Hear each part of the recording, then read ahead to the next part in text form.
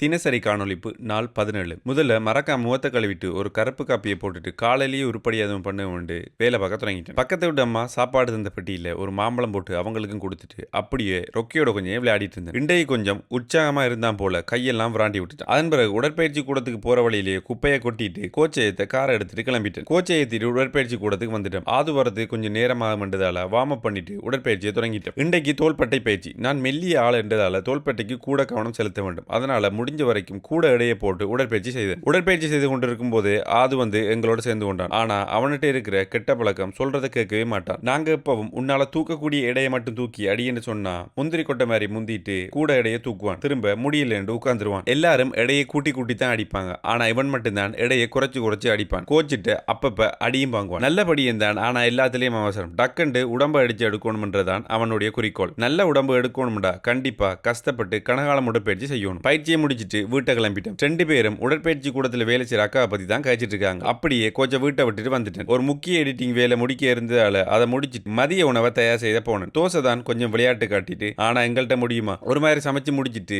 லூசியோட இருந்து சாப்பிட்டுட்டு சமையல் அறையும் சுத்தம் செய்துட்டு கோச்சிட வீட்டை நோக்கி ஒரு முக்கிய அலுவலா பயணத்தை தொடங்கிட்டேன். இன்று ஏக்கிற பிறந்த நாளால அதுக்கு அலங்கரிப்பு வேலை செய்யறதுக்கு மாலதி அம்மா விட்ட வந்திருந்தேன். நீங்க நினைக்கிற ஏகே கிடையாது, இது எங்கட ஏகே அஜித்தண்ணா. நந்தினி அம்மா விட்ட போய் பிரின்ஸோட கொஞ்சம் விளையாடிட்டு அங்க அலங்கரிப்பு சாமான் எல்லாத்தையும் எடுத்துட்டு ஏனென்றால் கேக் மாலதியம்மா விட்டு அதுக்கு எல்லாத்தையும் தயார் செய்துட்டு ஒரு மிதிவண்டி கேப்ல கோப்பி ஒன்று குடிக்க போனோம். அங்க ஒரு சின்ன கண்ணு அம்மா சாமான் எல்லாம் வைத்திருந்தா. கோச் காருக்கு சொல்லி ஒரு சாமான் வாங்கினார். ஆதூட்ட சில சாமான்களை விற்க முயற்சி செய்தா. ஆனா அவையால முடியல. அங்கிருந்து கோச்சிட புதுக்கார போய் பார்த்துட்டு அவசரமா ஒரு ஊபர் சேவை நிலாவை போய் நந்தினியம்மா வீட்டை ஏற்றி கொண்டு வந்துட்டு கோச்சுக்கு சமையலுக்கு கொஞ்சம் உதவி செய்துட்டு வீட்டை போய் குளிச்சுட்டு ஓசி சோறுக்கா ஓடி வந்துட்டேன். ஏனென்றால் இப்பொழுது நேரம் 10 மணி. கேக் எல்லாம் கட் பண்ணிட்டு பிரியாணி நல்லா வெளுத்து வாங்கிட்டு அப்படியே வீட்டை வந்துட்டேன். வீட்டை வந்ததும் நித்திர வரல. சரி கொஞ்ச நேரம் வேலை செய்வோம்னு பார்த்தேன். அப்படி இருந்தும் நித்திர வரல. கணநாள் வச்சு படம் பார்த்து ஏதாவது ஒரு படம் பார்ப்போமே இருந்தேன். அந்த டைம்ல யூத் படத்தை போட்டு கொஞ்ச நேரம் பார்த்தேன். சும்மா சொல்லக்கூடாது, உண்மையுமே நல்ல படம் தான். ஒரு 4 மணி அப்படி நித்திரைக்கு போயிட்டேன். மீண்டும் நாளை சந்திப்போம்.